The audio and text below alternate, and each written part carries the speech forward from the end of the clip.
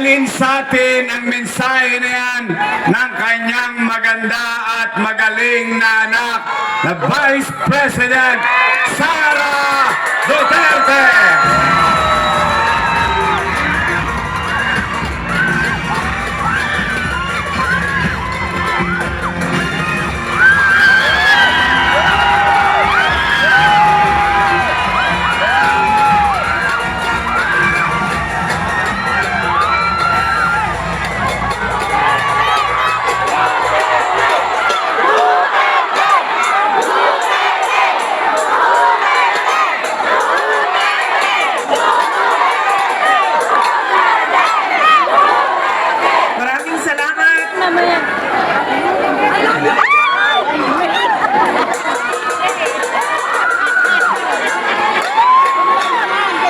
Assalamualaikum warahmatullahi wabarakatuh.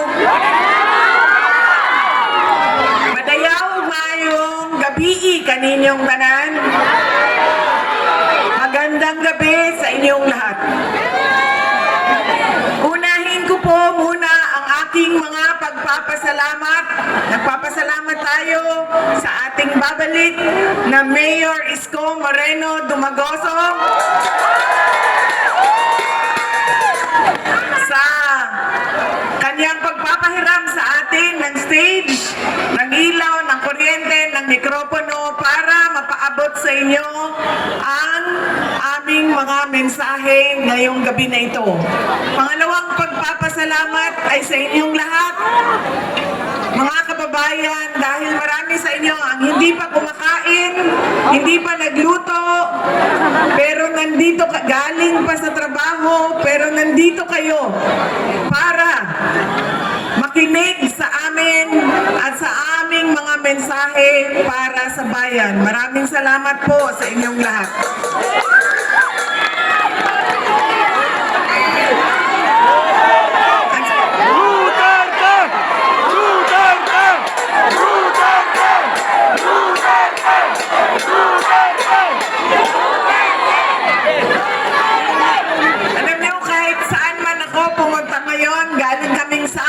Tumawid kaming Leyte, tumawid kaming Cebu, tumawid kaming Negros, pumunta ako nung isang araw, kagabi, dito sa syudad ng Maynila, kaninang umaga sa Quezon City. Ngayon bumalik na naman ako sa syudad ng Maynila. Ang sigaw ng mga tao ay Duterte!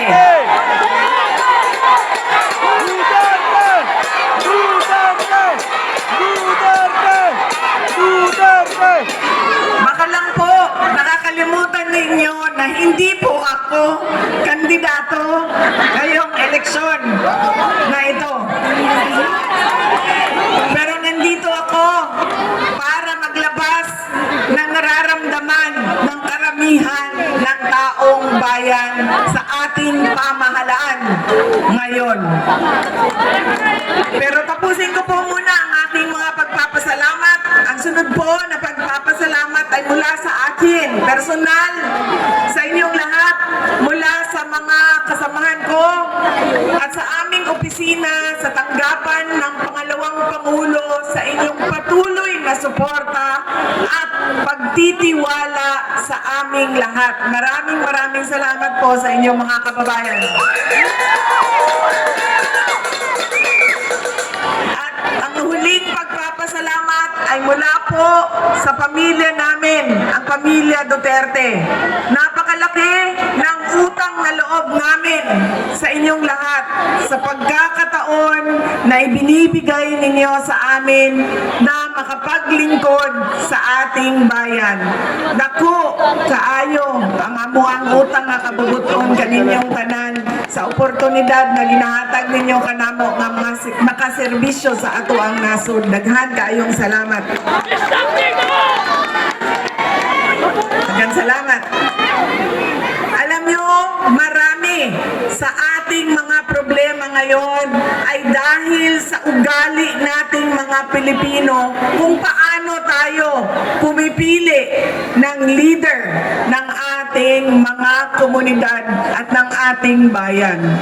Una na ugali ng Pilipino ay kung sino yung nagpapatawa sa kanila, sumasayaw, kumakanta, na-entertain sila. Ayun ang naaalala nila pag-upo nila doon sa presinto, sa voting precinct natin.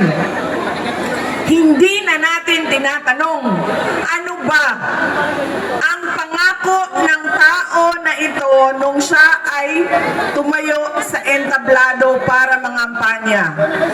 Tinupad ba niya ang kanyang pangako? Budol! Yan ang ugali natin. Maganda sa paningin, sumasayaw, na-entertain ako, naaaliw ako sa kanya, iboboto ko siya. Hindi na natin tinanong. Noong ba ikaw ay nangako na 20 pesos ang kilo ng bigas ay tinupad mo ba?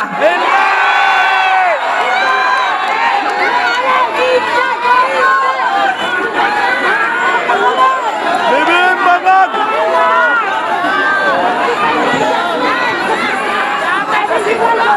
Pangako noong taon 2022 na kampanya. 3 taon kinalimutan at ngayon may darating na naman na halalan. Meron na naman tayong kuno 20 pesos na bigas doon sa Visayas. Pagkain ng aso yon! Na para bang Pagkain ng aso! nakalimutan na ang Luzon at Mindanao dahil hinahabol ang boto ng Visayas. Yan ang ugali natin. Hindi na natin tinatanong, nung tumayo ka ba, binigay mo ba yung pangako mo? Pangalawang ugali ng mga Pilipino sa pagpili ng kanilang mga leader. Galing sa pamilyang mga politiko, galing sa sikat na apelido, na endorso ng sikat at mahal natin na tao ay automatic ang boto natin. Hindi dahil Duterte yan, ay automatic ang boto ninyo. Dapat tinitingnan din ninyo, ano ba ang kapasidad at abilidad ng tao na ito. Duterte ka, pero ano ang kaya mong gawin para sa bayan? Kailangan ko banggitin na ang congressman ninyo dito sa distrito,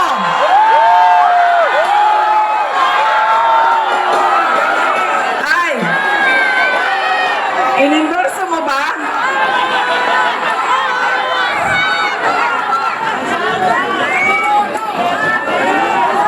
Yan! An example. Ang sample ng automatic yung boto natin, sikat, endorse ng sikat, galing sa pamilya ng mga politiko Duterte yan, boto natin yan. Ganyan ang ugali nating mga Pilipino. Alam nyo, yung congressman nyo, si Joel Chua ba yun?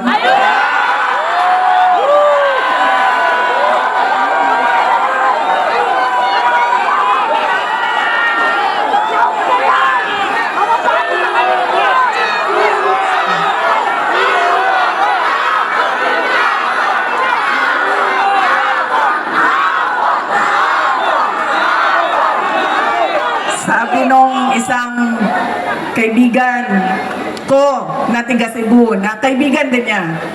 Sabi niya, pare, bakit mo naman ginaganyan si Sara? Wala naman niyang ginawa sa iyo. Sinisira mo ang pangalan. Sabi niya doon sa kaibigan namin, putang ina pare, hindi ko naman kilala si Sara at hindi niya ako kilala. So ano bang pakialam ko sa kanya? Utang ina rin. Utang ina niya rin. Nandito ako ngayon sa distrito niya.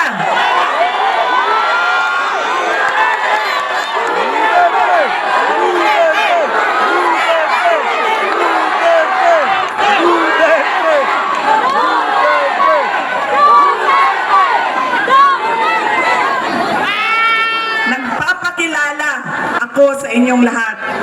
Ako, si Sara Duterte. Kaya ko makipag-away sa kanal.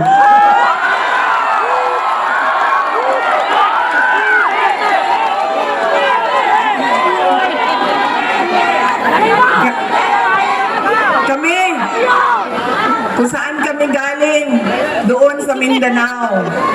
Sanay kami sa wala. Kaya, walang mawawala sa akin kung dalhin ko ang away na ito dito sa kanal ng distrito ninyo.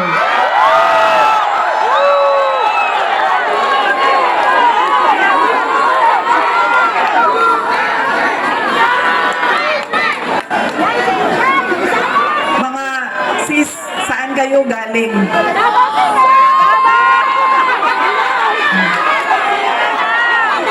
Kinsay mga tausog diri, mga Maranao.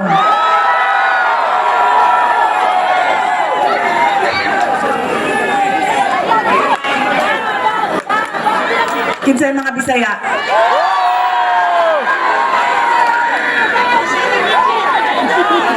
Ayaw mong kalimot ha, pag-abot sa adlaw sa piniliay, butangin na ninyo og zero si Chua.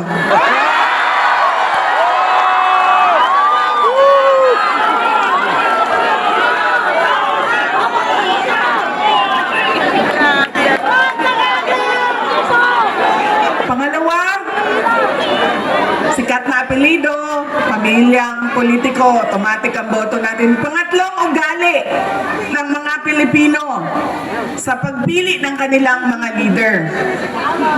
Kung sino yung may pera at bumibili ng boto, ay ibinibigay natin ang ating pagkatao sa kanila. Alam nyo, galing akong Bacolod, galing akong Manila, kahapon, Quezon City, tinatanong ko ang mga tao, magkano ba ang bilihan ng boto? 2,000, 3,000.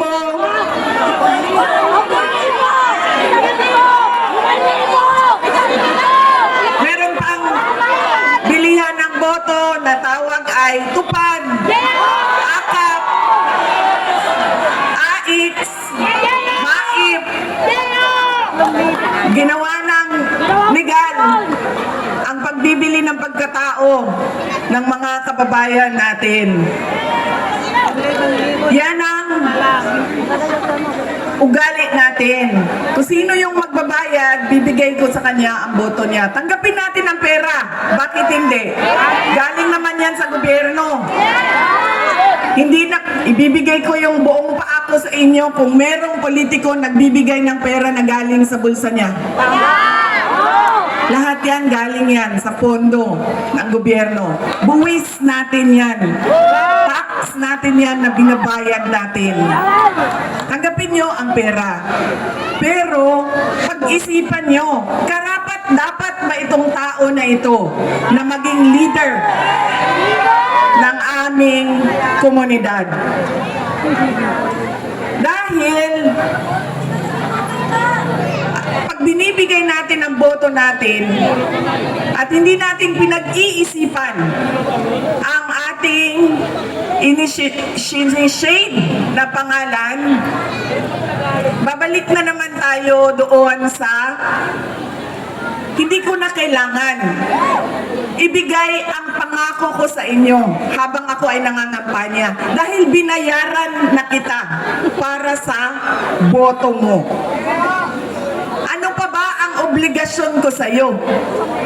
Bayad ka para bumoto sa akin. So bakit pa ako magbibigay ng tama at totoong serbisyo? Kami doon sa syudad ng Davao, hindi kami naglalagay kailanman ng budget na pambili ng boto. Alam mo anong nangyayari sa Davao? Yes, ma'am. Ang mga taga-Marawi, naa sa Isla Verde, naa sa Boulevard, boboto sila sa umaga sa Davao City. Dahil boboto sila para sa mga Duterte. Tapos, babiyahe sila papuntang Marawi, Maguindanao, Cotabato City dahil boboto sila para sa bayaran doon. Diba? Truck-truck kayo na bumabiyahe panahon ng halalan para kumuha ng pera sa mga kapitbahay. Mga flying voters, ilang beses ko na yan sinabi sa COMELEC. Kailangan automated ang listahan ng mga tao. Dahil kung hindi ninyo ginawa yan at hindi niyo biometrics yan, ganyan lagi ang kultura ng ating halalan. Boboto dito, lilipad sa Bulacan, boboto doon, tatanggap. Ganyan sa amin. Hindi kami nagbibigay. Boboto sila, sa umaga, babiyahe sila, tapos boboto sila doon sa kapitbahay namin. Doon kasi may bigayan ng pera. Yan ang nangyayari sa atin. Sabi ko nga, walang problema. Kunin natin ang pera, pero pag-isipan natin ang ating mga leader. Dahil yan ang kinabukasan. Yan ang magdadala sa atin sa tama o maling kinabukasan ng ating bayan. Alam niyo, masakit sa akin yung pagbibili ng boto. Dahil nga, nawawala yung respeto ng tao sa isa't isa. Nagiging transaksyon. Mahalin mo ako, bayaran kita. Pag hindi mo ako bayaran, hindi kita mamahalin. Nagiging transaksyon ang ating mga relasyon sa ating mga kababayan. At masakit sa akin dahil sino ba at kaninong boto ba ang binibili ng mga politiko? Sa mga mayayaman ba? Sa mga mataas ba ang trabaho at natapos? Mga doktor, binibili ba ng 2,000 ang kanilang boto? Mga engineer na kumikita ng 1 milyon isang buwan, binibili ba ng 2,000 ang kanilang boto? Hindi.